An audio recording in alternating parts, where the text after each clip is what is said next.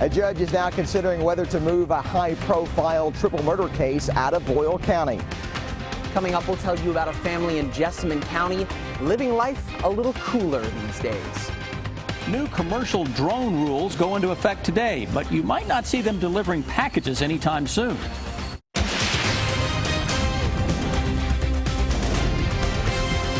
This is WKYT News at 5:30. He's accused of murdering 3 people inside a Central Kentucky pawn shop, but can Kenneth Allen Keith receive a fair trial in Boyle County? His attorneys don't think so, and today they spent 3 hours trying to convince a judge to move the trial out of Danville. Phil Pendleton has our top story at 5:30.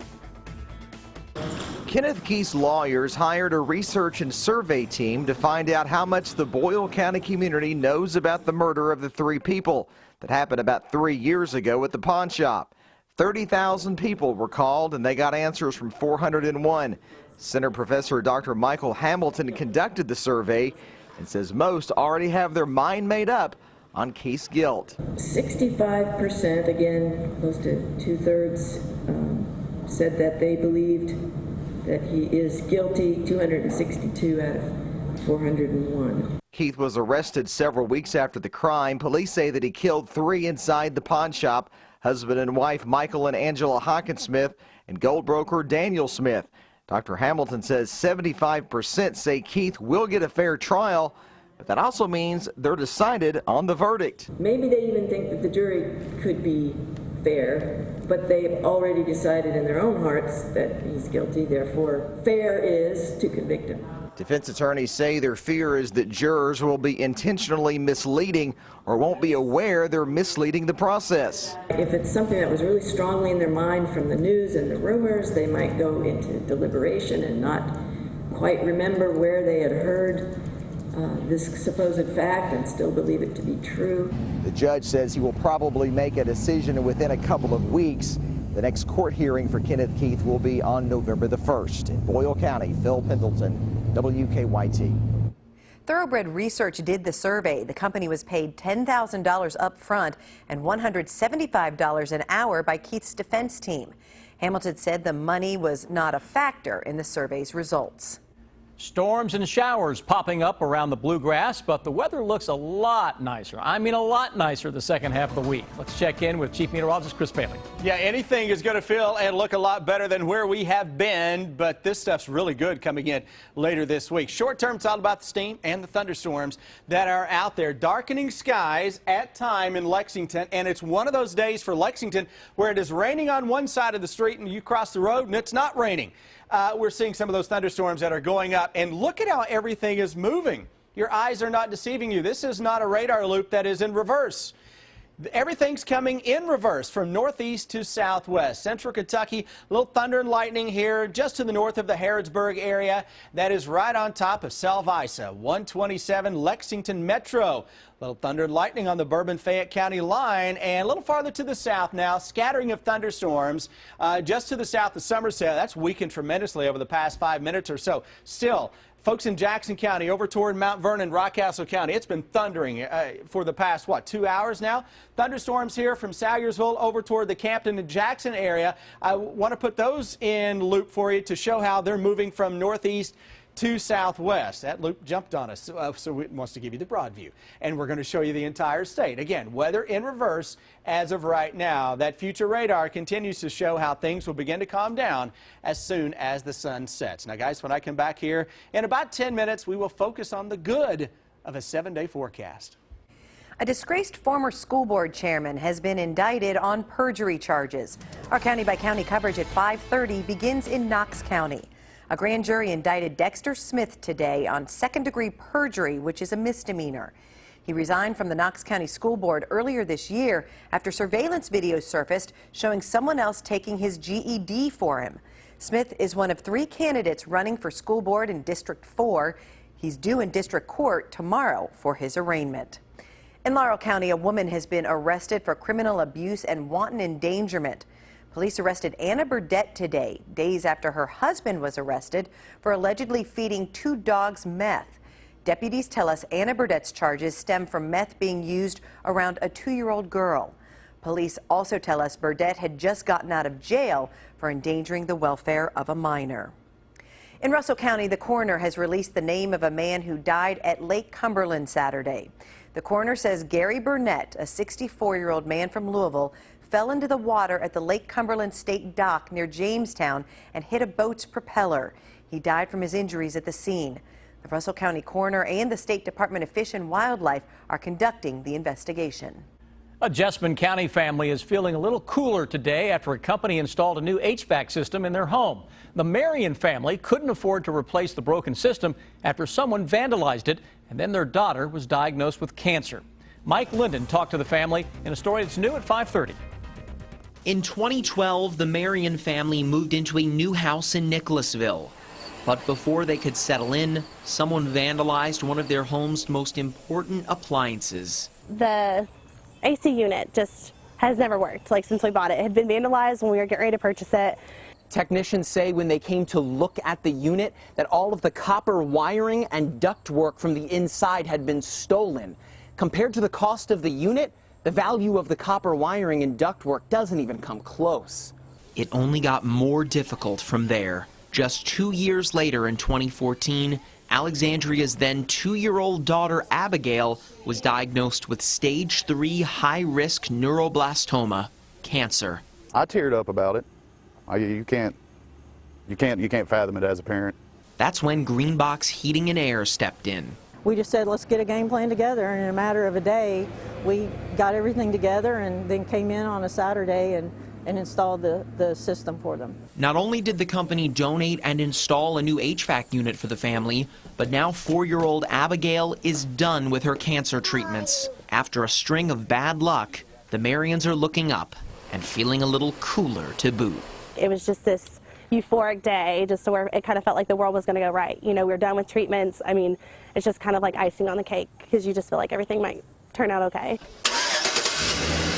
In Jessamine County, Mike Linden, WKYT. And next up for Abigail, a trip to Disney World next month with the Make-A-Wish Foundation. U.S. Senate Majority Leader Mitch McConnell is in Kentucky today talking about a new law designed to curb a devastating trend. Senator McConnell stopped in Winchester to talk about how the Comprehensive Addiction and Recovery Act will combat heroin abuse in Kentucky and across the country. There are not many things at the federal level that we're increasing spending on these days, but there's a dramatic increase in spending under this bill. And I've also been listening to folks here, both on the law enforcement and treatment side, who are deeply involved in dealing with these cases on the front line. And I'll have to remind all of you, we've had a lot of overdoses right around here in the last week, both in Montgomery County and Clark County. President Obama signed the bill into law last month. The Lexington-Fayette County Health Department says its needle exchange program had its biggest day so far on Friday. Officials say people brought in more than 1,100 used needles, and the health department gave out nearly 1,400 clean needles. The needle exchange is open Friday afternoons from 1:30 to 4 o'clock. Long-awaited new rules allowing commercial use of drones took effect today, opening the skies to those who want to use the unmanned aircraft for their business. Drone operators no longer need to graduate flight school and get a pilot's license. Now they must pass a written test to earn a 2-year drone pilot certification. I can actually make 100% living just with this right here. Beto Lopez is a filmmaker who already uses drones for aerial imagery. This new rule is going to help a lot with a lot of people's business. The new commercial rules are similar to those of hobbyists. Drones are limited to less than 55 pounds. The aircraft must be registered, may not fly higher than 400 feet, and the pilot must always be able to see it. They're also prohibited from flying at night or faster than 100 miles an hour. Over the next 10 years, commercial unmanned aircraft systems could generate more than $82 billion for the U.S. economy, and by 2025 could be supporting as many as 100,000 new jobs. Drones are already used for everything from inspecting farmland to surveying damage from last week's earthquake in Italy. These aircraft truly have the potential to transform the way we fly. Many businesses often ignore the FAA's previous rules, particularly the requirement of a pilot's license. This is the first pilot license that the Wright brothers got. Where we're going to go is the moon, who knows? The rules also limit the drone's ability to fly over people, meaning Amazon won't be delivering packages to your doorstep anytime soon. Now, pilots can ask the FAA for a waiver from some rules. The agency estimates 600 commercial drones will be flying in this country within the year. Some Kentuckians are cleaning up damage after strong storms blew through yesterday. We'll show you one man's close call. I'm Bill Bryant. House Speaker Greg Stumbo calls a meeting on pensions, but Republicans say they may not be there. And former Lexington Mayor Teresa Isaac says she could return to politics someday. The bottom line is ahead. I'm in Frankfort, where an autographed basketball that was being auctioned off to help abused families was stolen from a charity event. Coming up at 6, you'll hear from the organizers of that event. Former Lexington Mayor Teresa Isaac is keeping the door open to returning to politics. And drama in Frankfort as Republican leaders call for a boycott of a meeting of lawmakers tomorrow. Bill Bryant has details in the bottom line. Good evening. House Speaker Greg Stumbo has summoned all state representatives to Frankfort tomorrow to talk about Kentucky's state pension crisis. But Republican House Leader Jeff Hoover wants GOP members to boycott the meeting because it coincides with a Democratic fundraiser set for tomorrow night. Apparently, lawmakers would be paid to come to Frankfort to attend the House meeting. A national report out today again puts Kentucky among the states with the biggest shortfalls, the others being Illinois and New Jersey. The General Assembly infused about $1.1 billion into Kentucky retirement systems, but the funds still have unfunded liabilities of around $30 billion. And a report this summer indicated investments have not done well recently. Stumbo's meeting will apparently address that. He's also called for more transparency with how state retirement funds are managed and invested.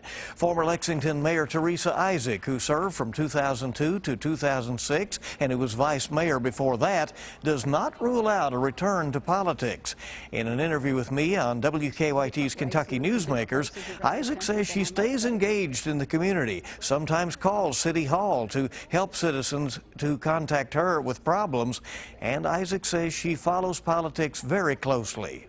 Do you miss being mayor or being in that kind of position? Well, you stay connected with the people that you help, and so I'm on the board of Emerge Kentucky, and we have candidates that run, and so you stay connected that way. You always want to serve the public in some capacity. Do you ever consider a return to politics? Oh, you never know. Opportunities can present themselves.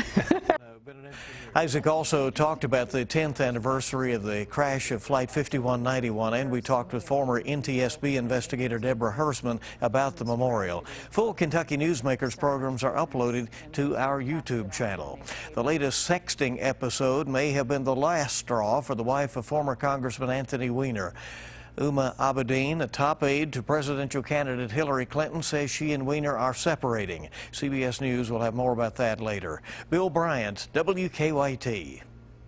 Many people across the state cleaning up damage today after strong storms yesterday. We talked to a man in Franklin County. He was left to clean up quite a mess after a large tree came down on his property. He says he's not sure of the extent of the damage as he's still in the early stages of cleaning the thing up, but he's hoping it's only minor. No injuries have been reported from yesterday's storms. Now, your hour-by-hour forecast with Chief Meteorologist Chris Bailey. And believe it or not, those storms of yesterday impacting the weather out there today. They left around little mini cold fronts or little boundaries just waiting for the air to steam up and touch off some thunderstorms. And guess what? This afternoon, we're doing just that. Current temperatures, you could see the areas getting in on a shower or thunderstorm. Upper 70s Frankfort, 82 Somerset, 85 Lexington. Even though it hasn't rained at the airport, it got some rain-cooled air. 90s a little earlier. Heat index still makes it feel much hotter as you factor in the humidity. Oh yeah, those storms today are coming against the grain from northeast to southwest. You don't often see that in the bluegrass state or anywhere for that matter. Thunderstorms going from northeast to southwest. We're getting in on some booming thunder and lightning here to the north of the Harrodsburg area, right on top of Salvisa. Salvisa, second time I've called you out over the past hour with a thunderstorm nearby. Georgetown, Lexington, stuff locally is beginning to wind down just a little bit. So a drop or two possible here into Hamburg with that shower. Southern parts of the area, Campbellsville back through Liberty, into the Stanford area and points south. That's where we're getting out on the worst of the weather into Lincoln County, from Mount Vernon, Rockcastle County, over toward the good folks in the Crab Orchard with thunder and lightning here. That's not too far away from the Conway area, too, into Rockcastle County. This is very interesting to watch this coming out of eastern Kentucky. Notice there's kind of a loop here of thunderstorms. Let's put this in motion over the past 2 hours, and if it will do, there we go. Watch how that thunderstorm comes from east to west and sends out what is known as a kind of a circular outflow. That means the air around that is going away from the thunderstorm in all directions, and it's firing up some additional thunderstorms on that outflow boundary that you can trace all around that. Same thing happened in the Lexington metro yesterday that kind of fueled some of those stronger storms. How do we look over the next 3 days? A storm or two tomorrow. It's still hazy, it's hot, it's humid. Wednesday, watch out for some late day thunderstorms. Winds will pick up. Get us to Thursday. Cold front blows through with much cooler air by then. Hour by hour says the storms that are out there this evening, forget about it as the sun sets. Tomorrow afternoon, a scattered storm or two around. It is Wednesday when you will notice thunderstorms that will increase into the afternoon as a cold front makes its way through the area. And behind that front, what do we have waiting for the holiday weekend? How about some much better air? 79 on Thursday, a morning thunderstorm. Friday, absolutely fantastic. High school football fans, we've been sweating it out through the first 2 weeks. Not going to happen this Friday night. Looks awesome. Oh, yeah, game day, Commonwealth Stadium. Low 80s for tailgating, 75-ish at kickoff. Oh, I got to love it. And sunshine. All right. Thanks, Chris. There's a collision on Richmond Road at the Circle. We're showing one-lane block that will impact outbound Richmond Road for the next few minutes. It's pretty slow on South Line, by the way, approaching Southland Drive to the Circle, and usually slow there right now. Of course, you have the construction work still inbound Nicholasville Road near Man o' War. Drive times this afternoon, still doing okay to Nicholasville. It's holding about 14 minutes. To Versailles, 11 minutes. Winchester, about 23. Now back to you in the studio. Thank you, Don. UK football kicking off in 5 days. And, Brian, there is one big storyline. Yeah, it does not take a genius to figure it out either. The return of Shannon Dawson to Commonwealth Stadium. There's pressure to win, even more so maybe on the defense to stop Dawson's offense. Sports is next.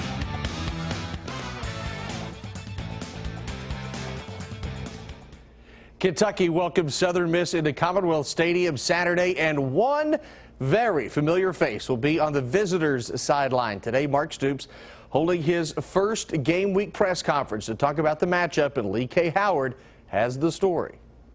With the summer workouts complete, the wait is over for Kentucky's football season, the fourth under Mark Stoops. No one is more anxious than the head coach himself. We're excited to get going. It's finally game week. We've had a really good camp. Our players have worked extremely hard. We're in relatively good shape and really anxious to get going. One thing that makes this season opener unique for Mark Stoops is he's up against his former offensive coordinator, Shannon Dawson. Stoops has a lot of respect for Dawson, but he says the two have not spoken since Dawson left UK. I don't have any emotions with facing him at all. I have respect for Shannon Dawson, or I wouldn't have hired him. We had as good a split as you can have. He was a professional. He handled it the right way. I certainly tried to handle it the very best I could. There is also the challenge of coaching against an offensive coordinator that will be very familiar with the Wildcats defense. You guys have seen our offense move at times, and I've seen it move at times. So he certainly can get you off balance, especially with some of the talent he has around him. Stoops knows how important this season is for him and UK football program, and getting the season started with a win in week 1 will be key. There's a lot of people sitting in this room, and a lot of people that are going to be sitting in that stands that want to see what this team's all about. You know, as you go through the offseason, as you go through this summer campaign, and you hear so much talking and so much going on, and everybody's excited and wants to see what we're all about. You can't deny that. I think it's important that we come out and play well, but every game's individually based, as you know. Win or lose, we got to put this game to bed and move on. It's a long season. In Lexington, Lee K. Howard, WKYT. So the first test of the season against Southern Miss, this coming Saturday night, 7:30 kickoff, Commonwealth Stadium. If you cannot get to the stadium, you'll see it on ESPNU. 8 of the 12-man U.S. Ryder Cup team formally recognized today. The team consists of Zach Johnson, Brant Snedeker, Brooks Koepka, Jimmy Walker, Patrick Reed, Phil Mickelson, Jordan Spieth, Dustin Johnson. The U.S. Ryder captain, Davis Love III, is in the process of picking his 4 captain's choices. Former UK golfer J.B. Holmes could be one of those 4 remaining players added. That's a look at sports. We'll be right back.